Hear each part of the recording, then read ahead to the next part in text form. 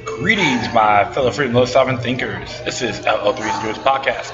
My name is Craig, transmitting from the beautiful swampy mangroves of South Florida. And today's date, Saturday, April 19th, 2017.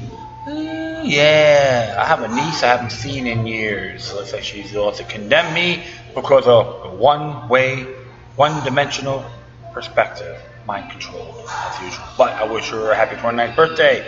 And one day, we will meet and have a one-on-one conversation, because you have the right to hear our side, my brother's side of the story, all in good faith. How to say that? Get it done. I'm at CJ's Java Lounge, located at 400 Southwest 1st Avenue, Suite 1, along the beautiful river of Fort Lauderdale, at the Yacht Club building to be exact, on the west-southwest section of the Andrews Avenue Bridge. Interesting. It looks like they're looking for a suspect. He's on the run in Barcelona, Spain. Don't be surprised if he's a CIA, MI5, or MI6 asset, or New World Order puppet, bellboy, patsy. And of course, you got something's happening in the streets of Boston, some big rally, free speech rally once again. I'm just wondering if it's going to be gladioed. So if we see these big confrontations, people screaming and yelling at each other, big brawls happen, blame it on the New World Order Operation Gladio, or Gladio B. I think you know why, because I want to address that. I should address that a little bit more. Good. When I talk about free speech, people get bent out of shape. You know, I've all been victimized of the Jim Jones syndrome. And it's a real shame. However, so I'm going to another side. And of course, they got the Common News Network. It's got former skinheads in there. I like to say former skinhead. So every skinhead is a Nazi, a fascist, a racist, etc., a separatist. Well, I can tell you this, my friends, according to the Homeland Security's booklets on domestic terrorism and white and extreme terrorism, skinheads of all walks of life are considered suspected terrorists. That includes freedom lovers, sovereign thinkers, Christians, Bill of Rights advocates, Ron Paul supporters, and all that. So remember, like I said before, in the name of the war on terror, it's a conflagration with the people. And you see these folks marching around, all these beautiful corporate signs, and like to wish those brothers and sisters out there, be safe, don't get entrapped, and always examine Operation Gladio. Look it up. There's multiple videos, interviews, and all that. It is amazing. And like I said, I've been passing out little index cards pertaining to, I said, look up Operation Ajax and Gladio, and I hashtag it Charlottesville, Berkeley. You know why? Because the patterns are very similar. Not to the T, but similar. Always observe responsibly, because remember, this is their life. This is their game. This is what the order wants. They want division. They want to knock down heritage. They want to knock down individualism. It's in their playbook. Don't get caught in their hoopla. Everyone is capable to unlock it, think for themselves, never get flatlined. To me, the television is a complete idiot box. If you bring your shotgun, aim it at it, shoot, let it blow up, you'll feel a lot better. That's what Clayton Douglas will say in Free American, and I think that's a fantastic remedy. I just had a chat with a gentleman from San Diego, shout out to him, named Jameson. He's from Queens, New York. Good folk. We're just talking about Operation Gladio and all that, mind control and what's going on. Great discussions.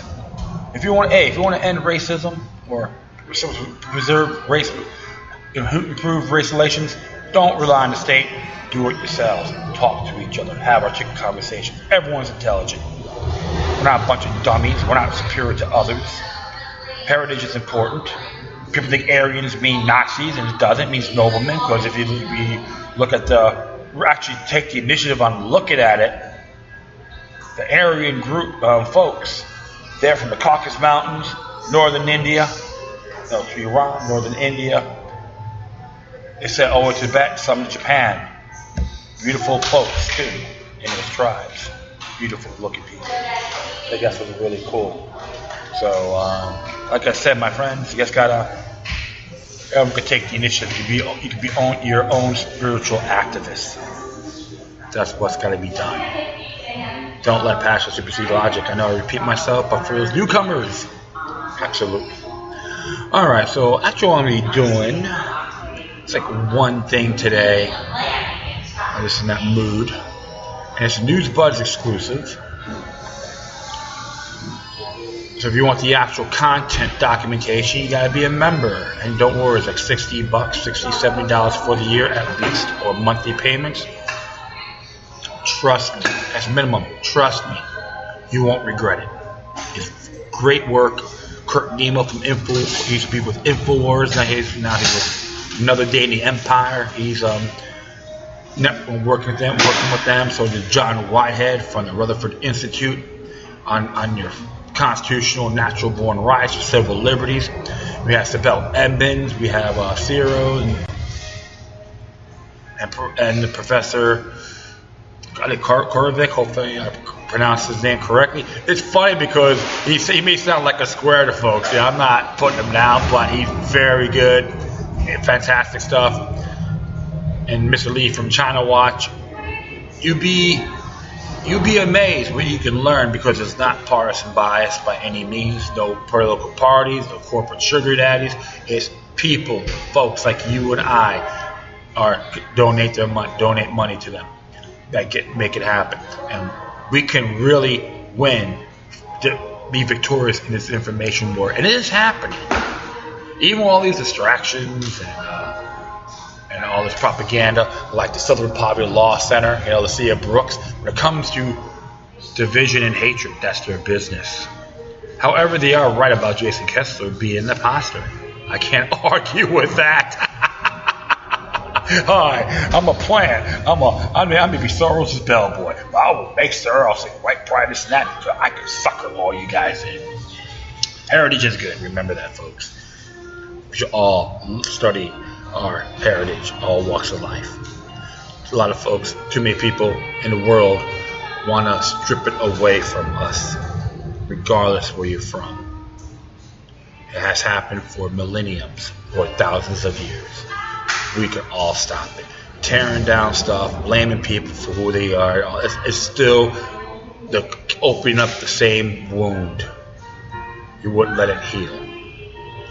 Don't fall for it. Don't be entrapped. I recommend say no to trapaholicism. Friends don't let friends be trapaholics. Little tongue twister there. I'm learning that word. I just made it up.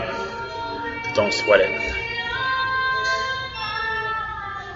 I think people should be protesting what happened with the Boston Massacre when all those police officers in Watertown raided people's homes without warrants. And go, Paul Revere's rolling in his grave. That'd be a better protest instead of being a bunch of playing little mind games. That's just me. Okay, well, this came out late last night. This is by an exclusive, News Buzz exclusive once again, by Kurt Nemo. It says here, distracted by Charlottesville as America is destroyed by an economic takedown.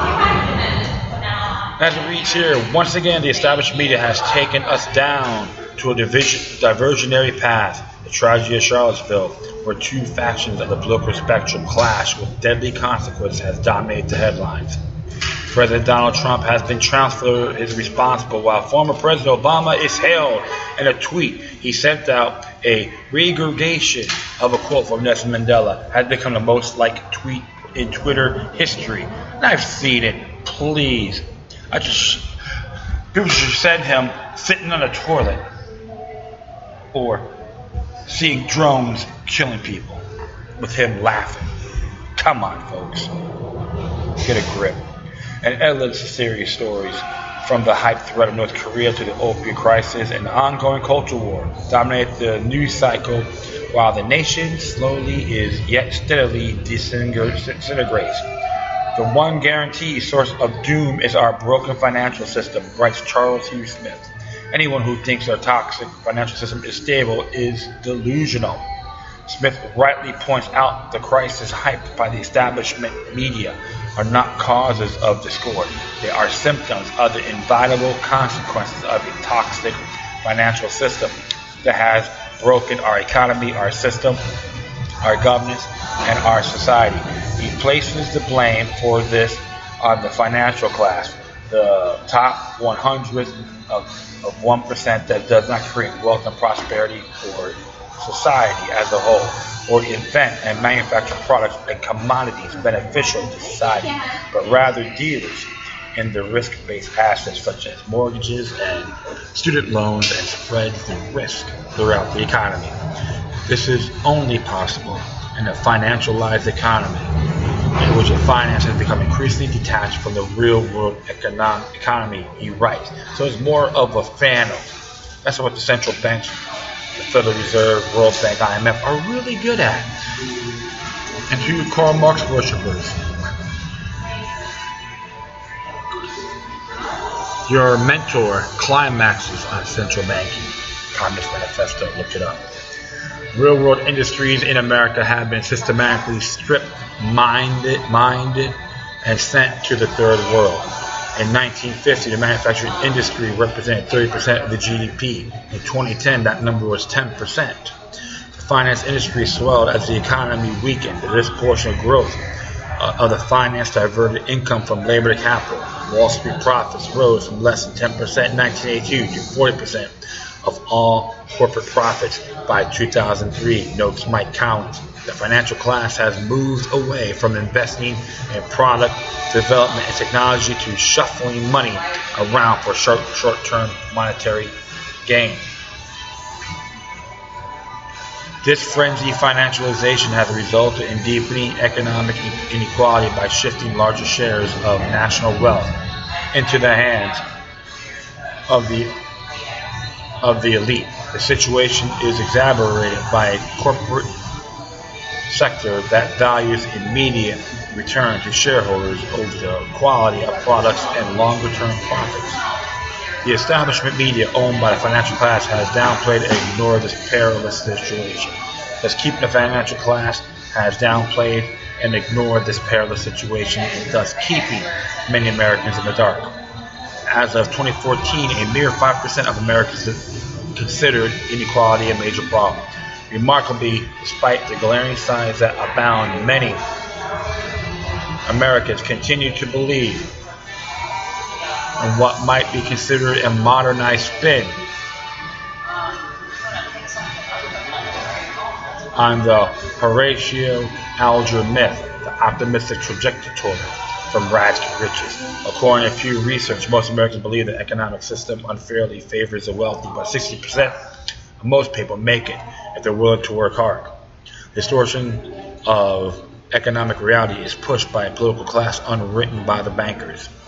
For instance, Florida Republican Senator Marco Rubio has declared, we have never been a nation of haves and have-nots.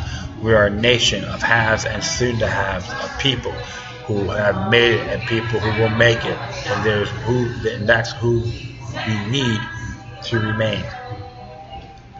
President Trump also pushes this fantasy. The White House dedicated the first week of August as American Dream Week. According to the White House blog, President Donald J. Trump is committed to empowering every American to achieve their dream, or as the founder puts it, the pursuit of happiness. This is nothing but a cruel joke. The American dream is far out of reach, as noted by a report in the Red Pin. Americans will need to earn more than $842 per month to fulfill their country's dream, the report states. The current average U.S. after-tax salary of around $3,000 per month isn't nearly enough to finance all the dream requirements. In the 1970s, those in the middle class represented a majority, but now they're in a minority.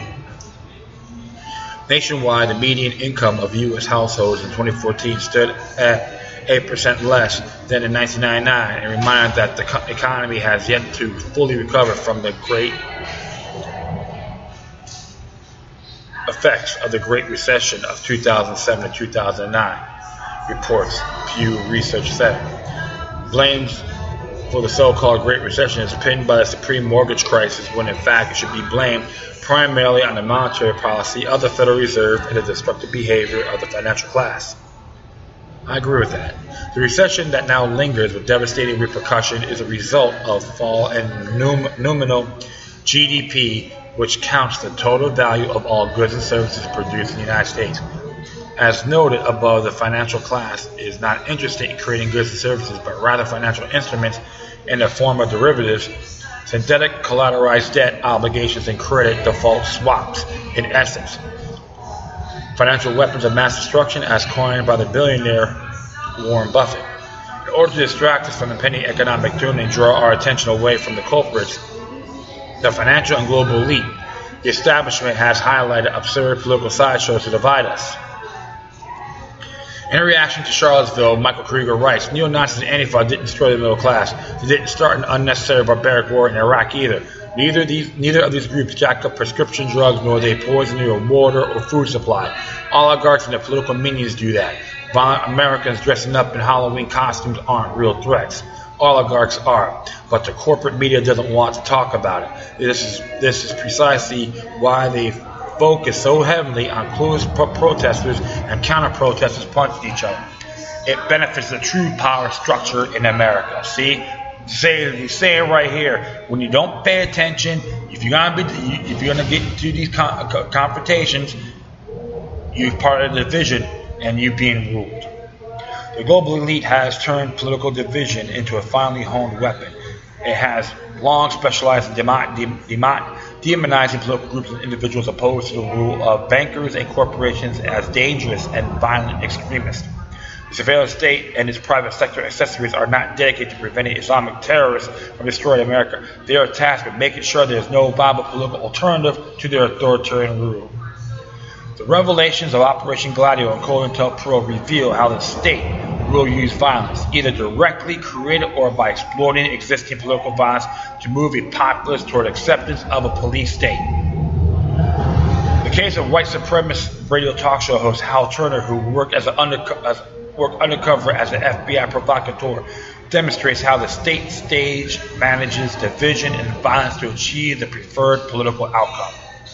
Some of the members of the alt-right believe the government is attempting to discredit movements with planet provocateurs. Michael Cernovich, a California attorney and leading member of the alt-right, recently accused Richard Spencer, a nationalist and a president of the National Policy Institute, of being controlled opposition and a federal agent. Ooh, I have to look that up. The accusations has yet to be confirmed, however, considering the long history of government infiltrating and destroying political movements from within, most notably the FBI's COINTELPRO from the 1960s. This is the distinct possibility. The financial elite and its political class of Washington will stop at nothing to maintain their vampire squid grasp on the economy while subverting all political opposition. As the economy continues to deteriorate and Americans rise up in outrage, further actions will be undertaken for enabling violent fringe groups like Antifa to manufacturing deliberate false flag events. So anyone involved in these violence and not part of the not an provocateur or infiltrator, you are the pawns of their game. It doesn't matter what side you're on. You're not seeing the bigger picture. I'm talking about both sides. And of course, I am convinced too the Federal Reserve is responsible. Just look up what happened in 1933. Look up the Federal Reserve in the Great Depression. Look that up. They're a private bank, a Mickey Mouse Club, an illegal entity, which Karl Marx envisioned in his book Communist Manifesto. Don't just take my word for it, read it. And you know what? I might just look that up. Let's check out what Michael Cernovich said, because I was very leery myself on Mr. Spencer with his rhetoric and all that, and it didn't really glimpse. And we all know, like, the whole thing is, like, you're trying to just condemn one particular group. Oh, you white people, white privilege. Hey, I don't need permission. All right, so natural born. But it's interesting because even they talked about that one clown. That one clown, Kessler. It was hilarious. I think it's great. Really great. So that's why I'm always looking at things a lot broader than what it is, friends. But I'm gonna see what Cernovich has to say. I'll repeat it again. If you want to see the article, you read the entire article. Subscribe. You won't be disappointed. It is fantastic. So let me see Cernovich here. And he said it in the video. So definitely, yeah. I'm gonna add that to it.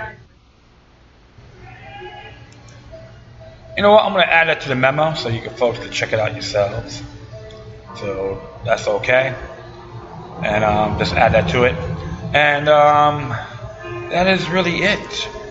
That's why I made it real short and sweet. I'd like to thank everyone for listening. Plus, feel free to download and share this throughout your social media networks. If you have any questions, comments, or even simply something that's interesting you may want to check out, whatever you do, please address your correspondence with decorum. You can hit me on Facebook, Twitter, Google+, Spreaker, iHeartRadio, Tumblr, YouTube, Freedoms Network, Scene.life, Minds.com, FutureNet.club, or Patreon.com/LokiLuck3 with 3 eyes. Everything's all together. In addition, you can email me at LokiLuck3@gmail.com, or you cryptotypes LokiLuck03@protonmail.com. All right, friends, that'd be a working hour and a half, so that's why I made it short and sweet. And whatever you do, folks, please remain vigilant. And I say that out of love. Get along with your fellow brothers and sisters, and always be proud of your heritage. Don't let these parasites, these psychic vampires, tell you anything different. All right? Once again, thank you for your time. Plus, always remember that demoniac resistance is healthy for the soul and can liberate humanity. Until next time, take care of yourselves. Keep on spreading love. May your guardian spirits be with you.